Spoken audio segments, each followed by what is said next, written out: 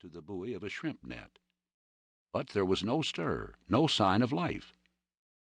The situation dawned upon us. While waiting for slack water in which to lift their heavy nets from the bed of the bay, the Chinese had all gone to sleep below. We were elated, and our plan of battle was swiftly formed. "Throw each of your 2 men onto a junk," whispered Lee Grant to me from the salmon boat, "and you make fast to a third yourself. We'll do the same, and there's no reason in the world why we shouldn't capture 6 junks at the least." Then we separated. I put the Reindeer about on the other tack, ran up under the lee of a junk, shivered the mainsail into the wind and lost headway, and forged past the stern of the junk so slowly and so near that one of the patrolmen stepped lightly aboard. Then I kept off, filled the mainsail, and bore away for a second junk. Up to this time there had been no noise, but from the first junk captured by the salmon boat an uproar now broke forth. There was shrill Oriental yelling, a pistol shot, and more yelling. "It's all up. They're warning the others," said George, the remaining patrolman, as he stood beside me in the cockpit. By this time we were in the thick of the fleet, and the alarm was spreading with incredible swiftness. The decks were beginning to swarm with half-awakened and half-naked Chinese. Cries and yells of warning and anger were flying over the quiet water, and somewhere a conch shell was being blown with great success.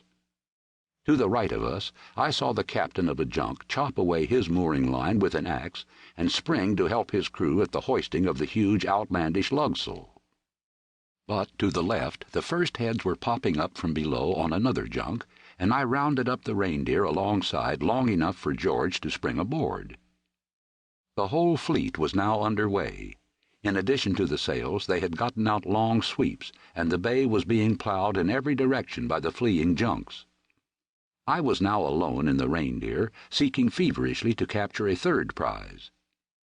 The first junk I took after was a clean miss, for it trimmed its sheets and shot away surprisingly into the wind. By fully half a point, it outpointed the Reindeer, and I began to feel respect for the clumsy craft.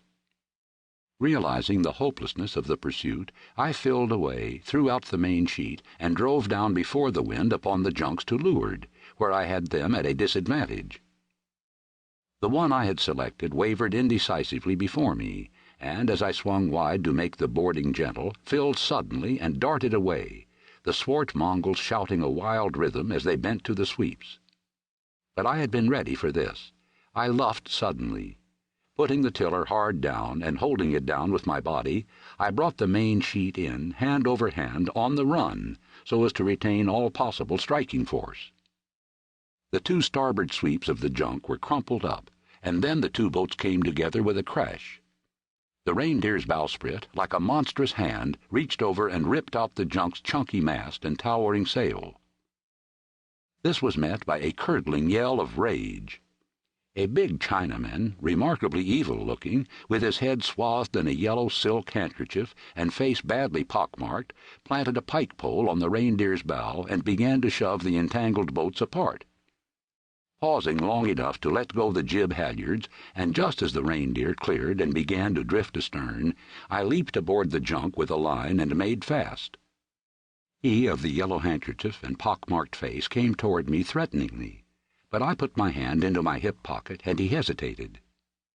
I was unarmed, but the Chinese have learned to be fastidiously careful of American hip pockets, and it was upon this that I depended to keep him and his savage crew at a distance. I ordered him to drop the anchor at the junk's bow, to which he replied, "No sabe." The crew responded in like fashion, and though I made my meaning plain by signs, they refused to understand.